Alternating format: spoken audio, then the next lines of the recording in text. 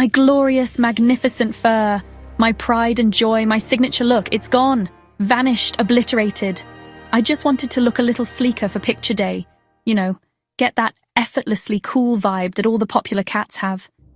I saw Tiberius in Feline Vogue last month. He had this chiseled, sophisticated silhouette. He wasn't bald, he was just sculpted. The bottle promised a gentle formula, a subtle thinning, not a full-blown fur-pocalypse now. What have I done?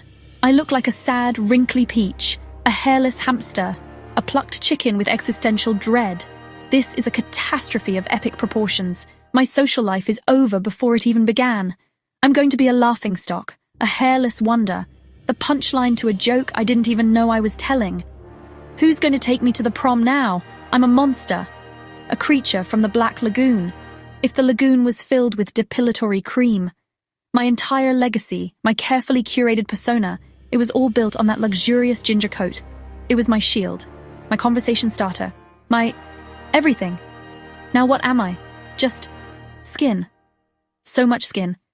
I can feel the air on it. It's drafty. I'm going to be cold forever.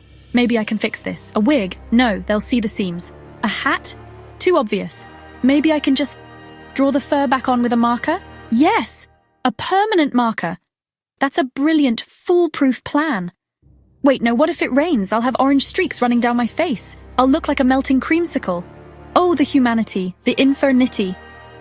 It all began with a simple, almost noble quest for a picture-perfect look. A desire to stand out in the yearbook for all the right reasons. To be remembered as dashing, not disastrous. He imagined his photo captioned, "Most likely to succeed," or perhaps, "Best maimed," not "most likely to be mistaken for a Sphinx cat." In the hallowed halls of Northwood High, social currency was traded in aesthetics, and Meow was determined to make a blue-chip investment in his own brand.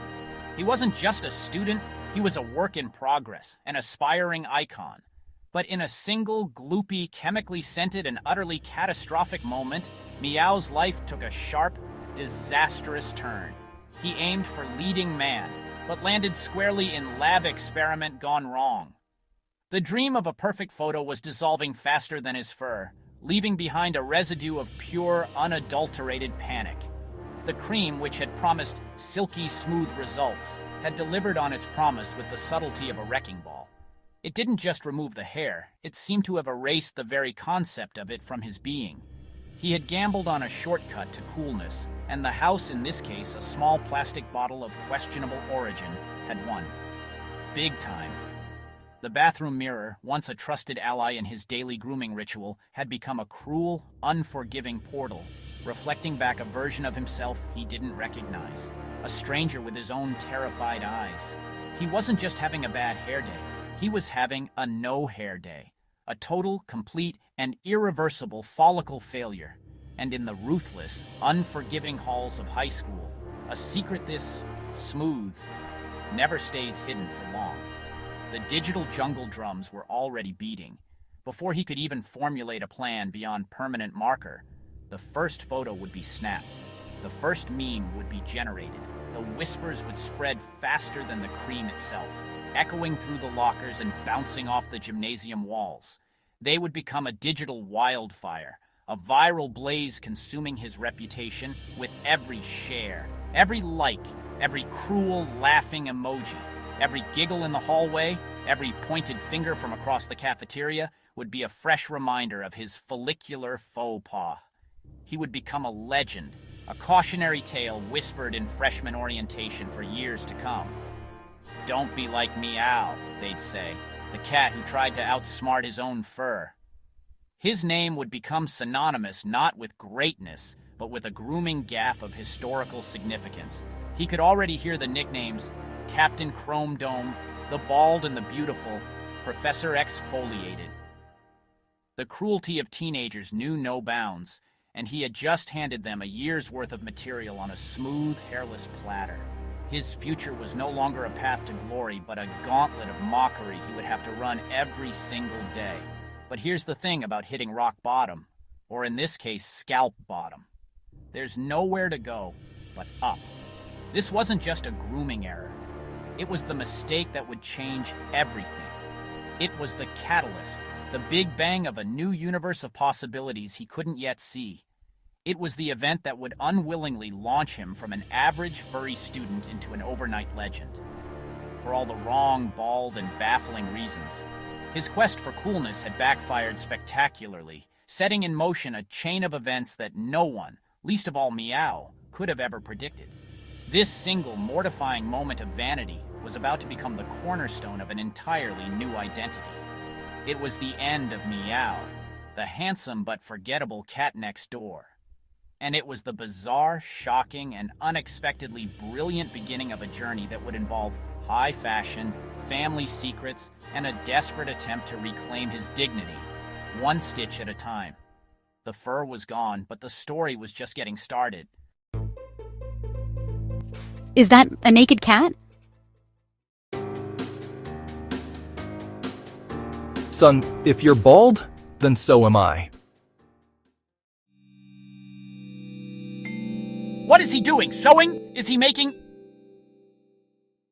The air backstage was thick, a chaotic cocktail of hairspray, nervous sweat, and the low, thrumming bass from the main stage that vibrated through the soles of your shoes.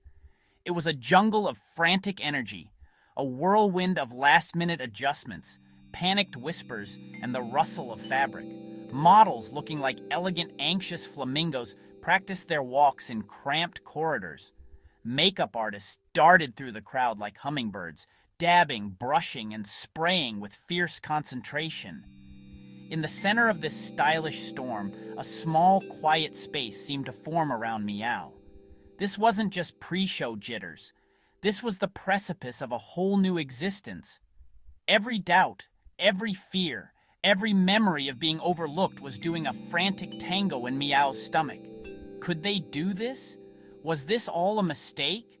The jacket, draped over a nearby chair, seemed to pulse with a gentle, reassuring light, as if it were breathing, waiting. A voice cut through the noise, a stagehand with a clipboard and a world-weary expression. "Meow, you're on deck, 5 minutes. 5 minutes." The words echoed, seeming to stretch and compress time itself. It felt like both a lifetime and no time at all.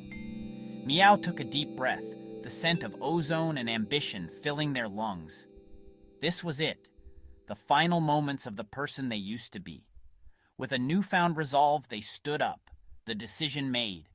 They wouldn't just wear the jacket, they would become one with it. Slipping it on, a warmth spread through them, not just from the fabric, but from a deeper, more profound source.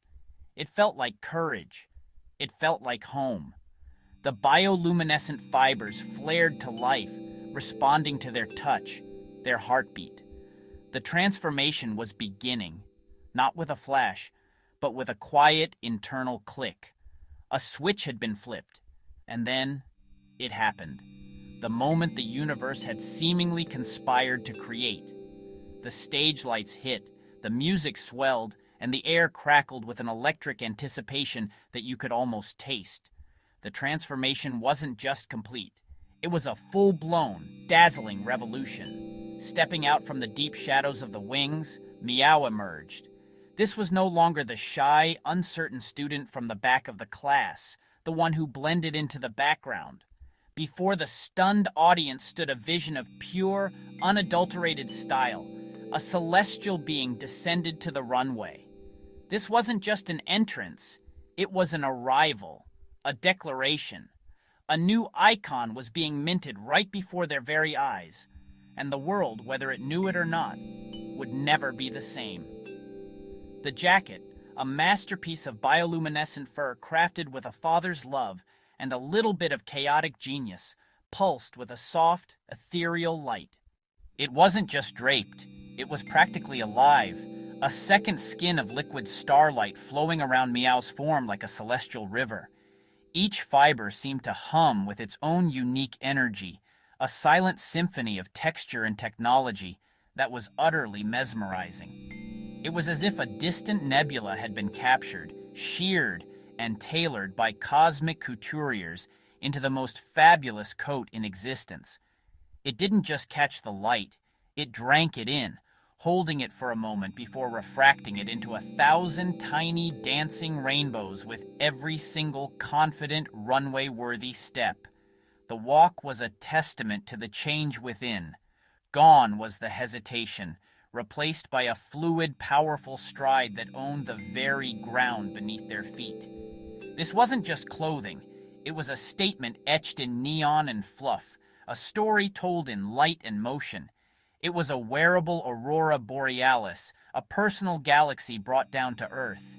It was a declaration of fabulousness so profound, so earth-shatteringly chic, that the world simply wasn't ready for it. This was defiance you could wear, a rebellion woven from synthetic starlight and pure, unadulterated charisma. Every thread screamed individuality. Every pulse of light was a middle finger to conformity. It was a visual anthem for anyone who had ever felt invisible, a beacon of hope for the weird, the wonderful, and the wildly overdressed. It was art, it was science, it was magic, and it was walking down a runway like it was born to do nothing else. The crowd gasped. A collective, audible intake of breath sucked the air right out of the room, creating a vacuum of pure astonishment. Whispers died on parted lips, replaced by a wave of stunned, reverent silence that was more powerful than any applause. Jaws didn't just drop, they became completely unhinged. Phones, previously glued to hands for mindless scrolling and capturing blurry photos of less inspired designs, were now raised like sacred offerings to a newly revealed deity, their screens a sea of desperate attempts to capture the spectacle. This was a moment of pure, unadulterated magic, a supernova of style and sass that demanded everyone's undivided attention. You could hear a pin drop, if that pin was also too stunned to move, frozen mid-air by the sheer force of the fabulousness on display. The judges, usually stone-faced and inscrutable, exchanged wide-eyed glances, their scorecards momentarily forgotten. This wasn't just a look, it was an event. And just like that, in a flash of faux fur, a pulse of bioluminescent light, and a tidal wave of undeniable charisma, the cutest creature alive was reborn. Bro, is that thing actually glowing? Like, for real? My phone camera can't even handle this. It's glitching out from the sheer brilliance. You don't just look good, you look absolutely iconic. Seriously, where did you even get that? It's like you walked straight off a runway from the future, a high-fashion cyborg sent to teach us all how to dress. The confidence, the style, the sheer audacity of it all. It's a whole vibe. Everyone is losing their minds over here, trying to figure out if this is real life. My feed is about to blow up just from this one moment.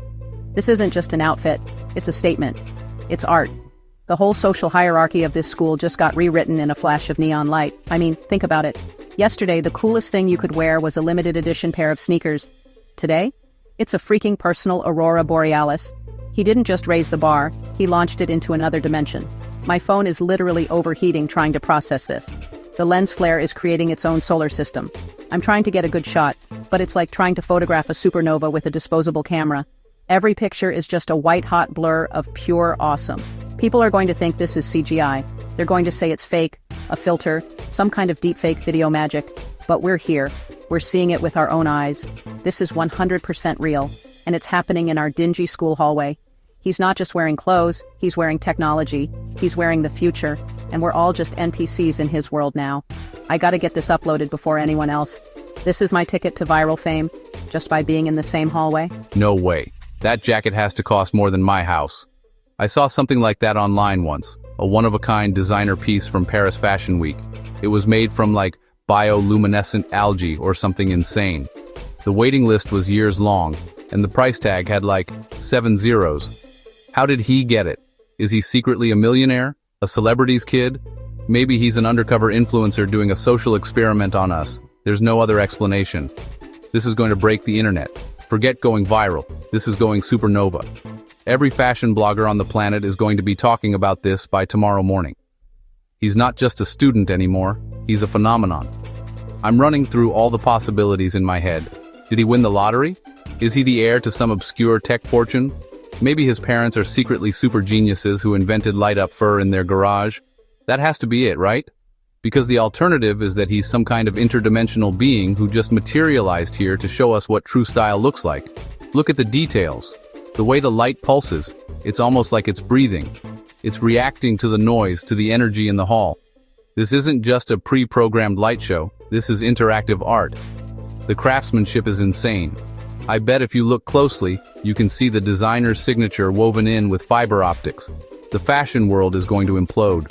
Vogue, Elle, Harper's Bazaar, they're all going to be scrambling to figure out who this kid is. They'll be calling the school, trying to get an interview. He's going to be on magazine covers. The boy who lit up the world. I can see the headlines now. And we were here. We saw it first. This is our I was at Woodstock moment, but for fashion. Oh, please, give me a break. It's just a jacket with some LEDs sewn into it. My cousin had light-up sneakers in the 3rd grade. This isn't revolutionary. You can probably buy the same thing on some sketchy website for $50. Everyone's acting like they've just seen a miracle. But it's just a cry for attention. Tacky, if you ask me. He looks like a walking disco ball had a baby with a shag carpet. And the wig? Don't even get me started. It's so obviously a party store special. I bet the batteries will die in like 10 minutes, and then he'll just be a guy in a fuzzy jacket, and everyone will feel stupid for freaking out. People are so easily impressed these days. You put a few blinking lights on something and suddenly you're a phenomenon. It's pathetic. He probably can't even see where he's going with all that light blasting in his face. It's a safety hazard. Someone should tell a teacher. This is a distraction from our learning environment. I'm trying to focus on my upcoming calculus test, and now the whole hallway is a rave. It's completely impractical. Can you even wash it? What happens if it rains? Does he short circuit? It's just so extra. I give it a week before everyone's over it, and he's just that weird kid with the light-up jacket. Mark my words, this is just a flash in the pan. A very, very bright and obnoxious flash, but a flash nonetheless. Meow! Meow! Meow! Meow! Meow! Meow!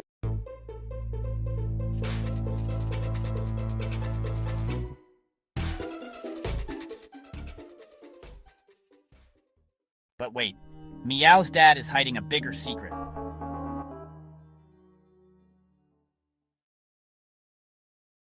Like, share, comment, or else.